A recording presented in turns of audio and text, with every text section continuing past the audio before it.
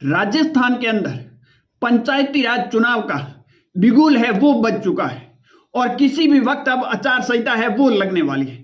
सरकार के लिए पंचायती राज चुनाव एक गले की फांस बनी हुई थी और हर गांव और ढाणी से एक ही आवाज थी कि राजस्थान के अंदर पंचायती राज चुनाव कराया जाए, क्योंकि चुनाव लड़ने वाले उम्मीदवार लंबे समय से तैयारी कर रहे थे, लाखों रुपए खर्च कर दिए थे, परंतु उनके उम्मीदों पर कहीं न कहीं सरकार ने कई बार पानी फेरा, परंतु हाई कोर्ट ने कहीं न कहीं उनकी एक बार फिर उम्मीद है वो बंधा दी है और अब सरकार ने अपनी गाइडलाइन जारी कर दी है और उसके बाद में अब राजस्थान के अंदर पंचायती राज चुनाव भजनलाल की सरकार कराती हुई नजर आ रही। राजस्थान की बात की जाए, पंचायती राज चुनाव जिस तरह सरकार ने डिले किया है, हालांकि अशोक गहलोत की सरकार की अगर बात की जाए तो अशोक गहलोत की सरकार ने भी पंचायती राज चुनाव डिले किए थे, परंतु जिस तरह भजनलाल की सरकार कहीं न कहीं पंचायती राज चुनाव को बहुत ही ज्यादा डिले कर रहे। हालांकि हाईकोर्ट ने 2 बार डेडलाइन दी थी, एक अप्रैल के अंदर दी थी, 31 अप्रैल तक संपूर्ण राजस्थान के अंदर पंचायती राज चुनाव कराया जाए और उसके बाद में हाईकोर्ट को दोबारा जब याचिकाकर्ता वापस हाईकोर्ट की चौखट पर पहुंचा तो उसके बाद में हाईकोर्ट ने डेडलाइन दी थी 31 जुलाई तक, परंतु उससे पहले ही सरकार हाईकोर्ट के चौखट पर पहुंची और सरकार ने पूरा का पूरा अपना है वो बायोडाटा सामने रखा, क्योंकि सरकार ने हर बार हवाला एक ही दिया था कि ओबीसी आयोग की रिपोर्ट नहीं आ रही है और ओबीसी आयोग की रिपोर्ट के बिना है वो चुनाव कराना संभव नहीं।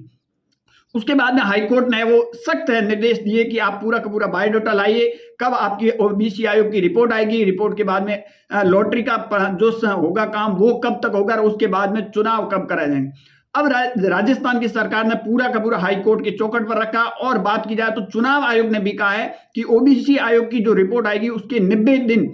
के बाद ही चुनाव कराना संभव है, पहले चुनाव नहीं करा सकते। और इसमें राजस्थान की बात की जाए तो पहले सरकार की आपने देखा होगा कि 2 संतान से अधिक वाले चुनाव नहीं लड़ सकते थे, उसमें कहीं न कहीं भजनलाल की सरकार ने संशोधन है वो कर दिया है। अब 2 से अधिक जो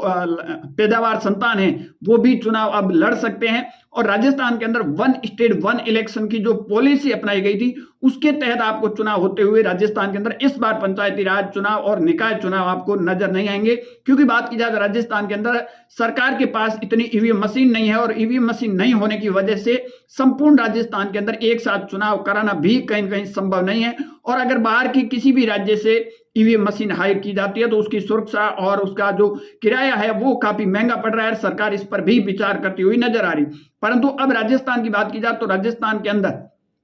सितंबर और अक्टूबर के अंदर बात की जाए तो चुनाव होने की संभावना बताई जा रही है। हालांकि बात की जाए अब ओबीसी आयोग की जैसे ही रिपोर्ट आएगी तो रिपोर्ट के बाद में 15 अगस्त तक ओबीसी आयोग की रिपोर्ट आएगी और रिपोर्ट के बाद में लॉटरी का जो सिस्टम है वो करीबन 90 दिन तक चलेगा। ऐसा चुनाव आयोग का कहना है कि 90 दिन से पहले कराना संभव नहीं है, तो कहीं न कहीं जो लॉटरी वाला सिस्टम है वो चलेगा और उसके बाद में सरकार है वो अनाउंस करेगी। और चुनाव आयोग ने यह भी कहा है कि सरकार जब अनाउंस करेगी तो उसके हम 15 या 20 दिन के भीतर ही चुनाव करा देंगे। परंतु आखिर ओबीसी आयोग की रिपोर्ट इतनी डिले क्यों हो रही, इसके पीछे ये कारण बताया जा रहा है। कुछ लोग तर्क दे रहे हैं कि जिस तरह दिल्ली की एक एजेंसी की जो रिपोर्ट आई उसमें कहीं न कहीं बीजेपी के लिए राजस्थान के अंदर मुसीबत है और कांग्रेस यहाँ कहीं न कहीं फाइट करती हुई आगे निकलती हुई नजर आ रही है और यही बीजेपी को एक बड़ा सबसे बड़ा डर सता रहा है। क्योंकि बात की जाए भजनलाल की सरकार बनने के बाद में